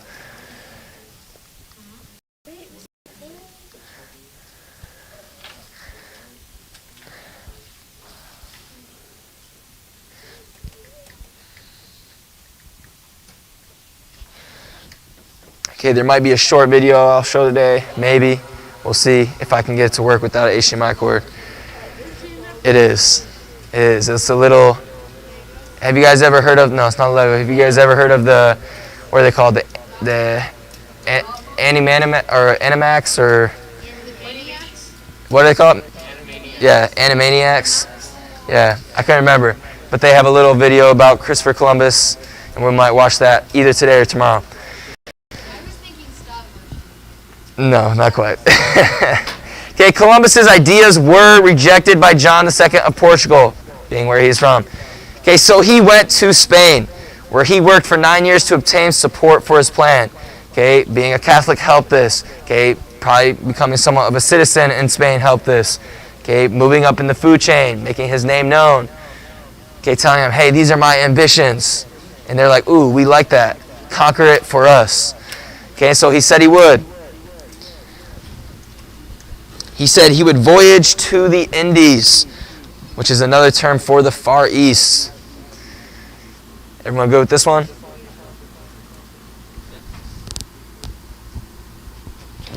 Okay, we're gonna see the two rulers, okay, that took on Christopher Columbus. Everyone good? Okay, were King Ferdinand and Queen Isabella. King Ferdinand and Queen Isabella. Okay, they overruled their advisors and agreed to sponsor Columbus's voyage. Okay, all of their, basically like their counselors, their people, okay, their advisors are like, hey, King, Queen, don't do this. It's a bad idea. It's a lot of high risk. Okay, you don't know if we're really going to get anything out of this. Okay, don't do it. Okay, save your money, be safe.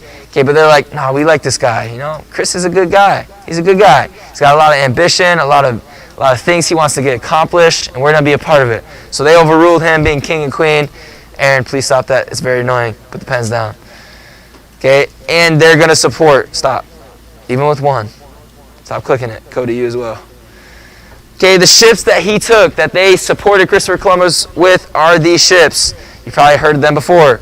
The Nina, the Pinta, and the Santa Maria. Okay, these are the 3 ships given to Columbus for his voyage. Okay, after setting sail from Spain on August 3rd, 1492, Columbus and his men reached the Canary Islands on August 12th. From there, they sailed westward across the Atlantic. The journey started off well enough with these ships, the Nina, Pinta, and Santa Maria, moving quickly across the water, but the crew's fear increased each day as they sailed farther and farther from home. Because that would be a scary thing, right? Okay, certainly at this time, they didn't have ships like we have today, and sailing still takes a long time. Okay, but it would be a long journey, certainly when they don't know. Remember, what do they think's on the other side of the Atlantic? Which, I mean, Asia. They think it's just Asia. They don't really know how far, they just know it's there. So they're going into this blind. Okay, basically saying, okay, we'll get there when we get there. Okay, and the crew's scared. They're like, man, we just want to go home. We don't know.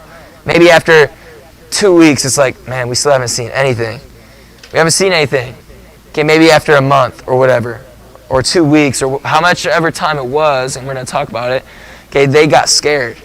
Okay, and we've seen sailors get scared before. What happened to Bartholomew Diaz? His crew did what? They mutinied. Okay, but Columbus again was very ambitious. He kept his men, or tried to keep his men, on board. But after sailing 3 weeks without sight of any land, yes sir? It doesn't have to be there. But yes, I know what you're talking about. It's kind of hard to insert that. Nina. It's okay though. I know what you're talking about. On the second end, yeah. I know. It's okay though. It's okay. We'll be okay. It's not like you're going to remember that when you write it on a test anyways. Now you will. Okay, but we see they sailed for 3 weeks without sight of any land. It became difficult to calm the fearful crew. But Columbus had not come this far in the fulfillment of his dreams. He said, we've come too far. We're right there. Remember, just like Bartholomew Diaz, we're right there. We're going to see it soon. He tried to give his men hope. Okay, he had determination and an iron will that made him one of the great heroes of world history. He declared that he would not stop until he found the Indies, and the cry was heard, sail on, sail on. And we hear that in his legendary story. Okay, on October 12th, 1492, Columbus landed on the island of San Salvador in the Bahamas. Okay, not quite the Indies, but he did find land. He just didn't know what land he found, but he did find land. Okay, he discovered America but refused to believe it, claiming he was in the East Indies. Okay, again, very ambitious man. He accomplished a lot. He found this new world, okay, that we know so much about now. We live in, obviously, today. Okay, but he finds this new area. He finds these new islands. But what happens after he finds them? He's like, no, well, yeah. Okay, but not yet, dude. Not yet. Okay, people are like, hey, this isn't the Indies. He's like, yes, it is. He was like me. He was like, I'm right until proven wrong. Okay, but he was proven wrong. Okay, but he did find a lot of stuff. He accomplished a lot as a traveler. Okay, on October 10th, we see that, or October 12th, we see that. Okay, but moving on, we're going to see in the New World. Okay, talking about Asia or the New World as we know it, the New World. Okay, but Columbus discovered the islands of Cuba and Hispaniola. What? What do you say, Cody? Oh, you're just saying Cuba. I thought you were saying go back. Okay, yes, Cuba and Hispaniola, which is 2 different countries, is the Dominican Republic and Haiti. I actually have been to both of them. I have, yeah. It's one island, but I've been to both sides. If you look it up in a map, I probably should have done it for you guys so you can see. It's kind of cool. I mean, it's not cool, but it's cool. It's one island. Yeah, I know. You can see, I know. But I was going to say, if you see a geographical picture, so this side's Haiti. Okay, this side is all like brown. If you look it up like picture, and this side is all green. It literally splits right in the middle. Haiti is Dominican's poor too, but Haiti is very poor, and Dominican has a lot more stuff, but they're the same island. It's crazy. But yes, I have been to both. It's different, dude. Nope. Why are you guys laughing? Why? Mission trips.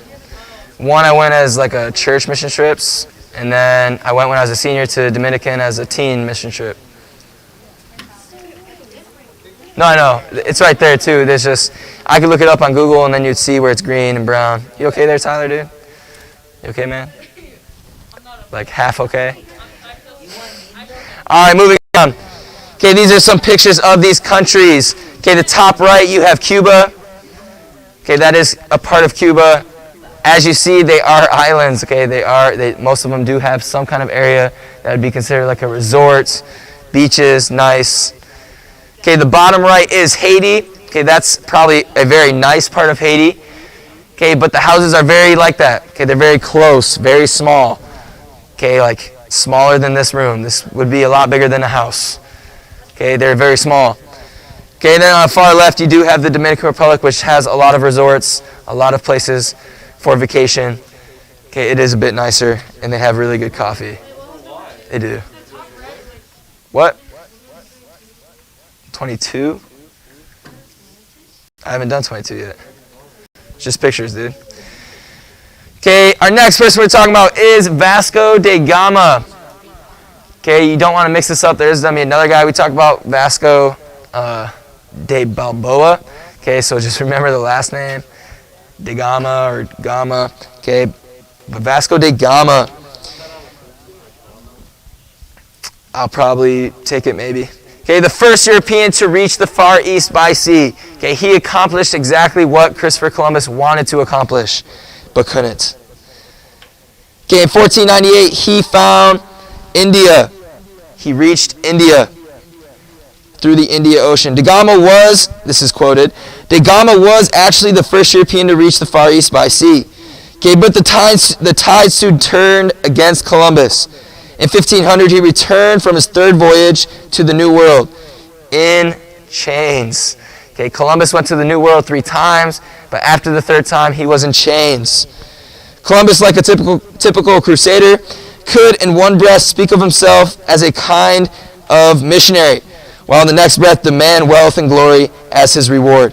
When he made his proposal to the Spanish monarch for his first voyage, Columbus had demanded, in addition to 3 ships, that he be given the title of Admiral of the Ocean Sea.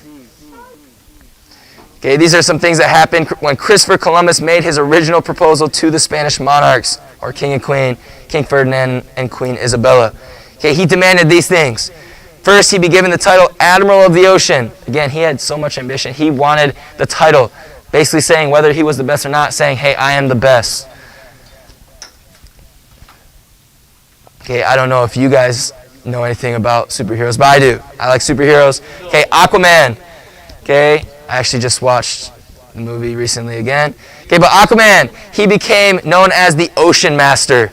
Okay, that is what Christopher Columbus wanted. He wanted to be recognized, okay, not just as a king, okay, although he wanted to be king of Jerusalem as well. He wanted to be known as Admiral of the Ocean Sea. Okay, he also wanted to rule of the lands, or he would rule of all the lands he might discover.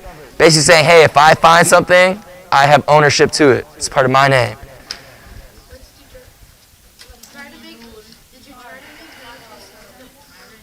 What? How, dude? He would be. I didn't do the notes, dude. How many times do I gotta tell you guys? That's why I changed it in the slides. That he would be ruler. Okay, we also see thirdly, he received 10% of all the gold he brought home. Okay, so if he found any good or wealth, not just gold, but the wealth that he would bring back, he said, hey, if I'm going to do this, I get 10%. Okay, I get 10% of all the wealth I bring back. Tyler tried to stay awake. He does. Sorry, I'll go back for a little bit. Shh, guys. Chase, sit down, dude. It's because he took this soaking wet jacket and wiped his desk. Dum dum. That wasn't from me. That was Hudson. You do a lot, Hudson. That wasn't even me. Are you good, Emma? No, you got my feet wet, bro. Maybe you see this. It is. Shh.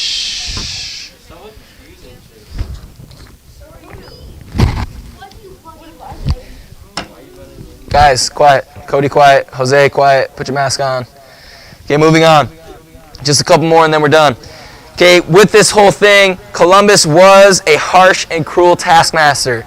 Okay, as aggressive as he was, as ambitious as he was. Okay, again, just like we saw after a couple weeks, a little bit of time, his men were like, hey, I want to go home. What do you think Columbus said? He said, pony up, Girl Scout. Okay, you're going anyways. I don't care if you like it or not, you're doing it. Okay, that's an old saying if you guys didn't know. Okay. Okay, but that's how Christopher Columbus was.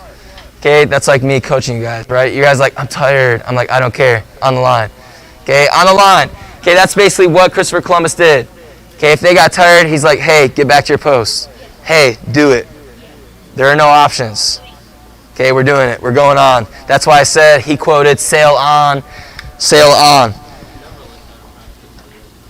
Okay, the Spanish colony he started on was on the island of Hispaniola, which would be the Dominican Republic and Haiti. He did start a colony there, or tried to at least. Okay, but Columbus persuaded Ferdinand and Isabel to sponsor a fourth voyage to the Indies, even though he hasn't made it or never made it to the Indies. Okay, government agents sent to investigate put Columbus in chains and shipped him back to Spain to stand trial. Okay, but with this thing, again, he persuaded Ferdinand and Isabel to sponsor a fourth voyage to the Indies.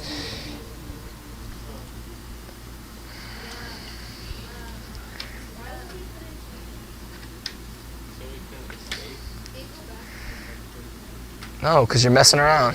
I'm not going back. It was up there for a long time, dude. Let's go. Let's go, Jose.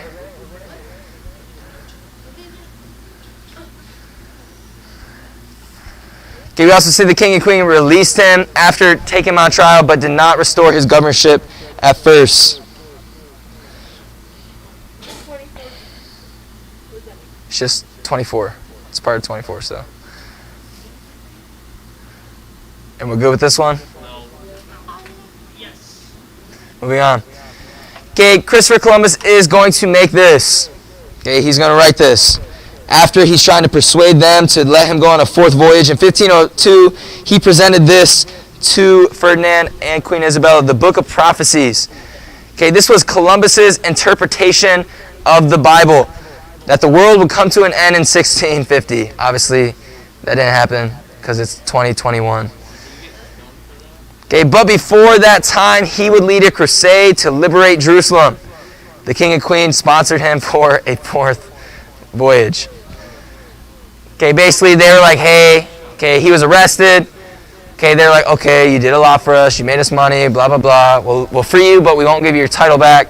Okay, but then he convinces them with this book. He says, hey, okay, the world's going to end soon anyways. Okay, 1650 is going to end. Send me on this voyage. I'm going to conquer Jerusalem for you. And they're like, yeah, let's do it. I don't know why. But they did.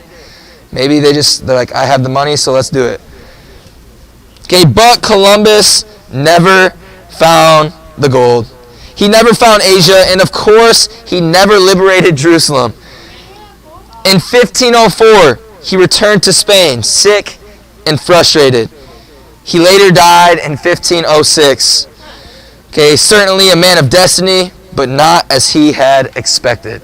Okay, he did a lot. Christopher Columbus did a lot. We all know that. Okay, but he felt like he was You know, like that disappointment, Joey? Like when you turn over the ball? When you turn over the ball? Okay, this is the disappointment of Christopher Columbus. He did all these things. He made all this money. He went on 4 voyages for Spain. Okay, he was known as Admiral of the Ocean for a time.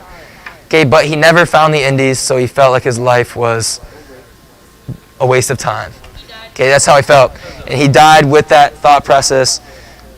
Why does the clicker just randomly stop?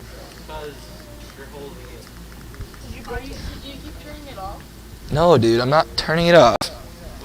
It's right there. Okay, this is probably going to be our last note for today. I already said it. Columbus never found the gold. He never found Asia, and he never liberated Jerusalem. He died sick and frustrated in Spain in 1506. He just died. I mean, he was sick, so it could have been from being sick.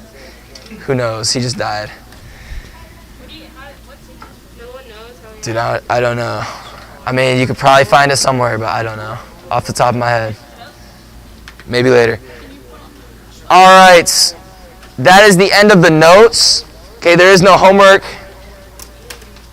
She said, I'm in El Salvador. It looks like that, probably for one of the pictures. That's pretty cool. Emily, hopefully you're doing well. Stay safe. Okay, that is the end of the notes for today. Okay, I'm going to try to look up that video real quick, see if I can find it. If I can find it, we'll watch it today. If not, we'll watch it tomorrow. I got to figure out how to put it on the flash drive. Anyways, yes, ma'am. Yes, the homework for the ladies. Yes, sir.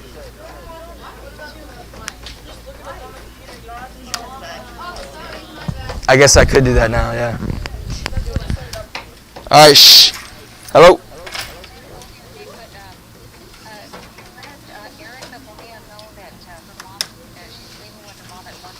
Yes, ma'am. Okay, thank you. Yep. Okay, bye.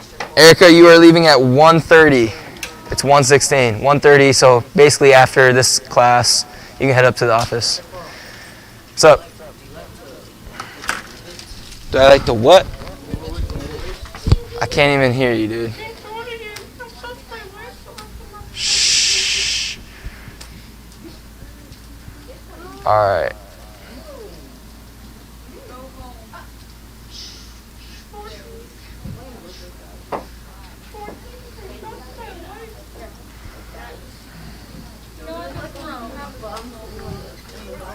Guys, find your desk. We're not done. Quiet. What is it called, Jose? What's the name again? Animaniacs.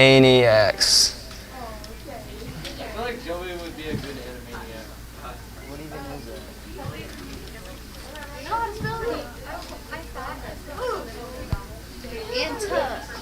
And some maybe. I like doing movie. Good.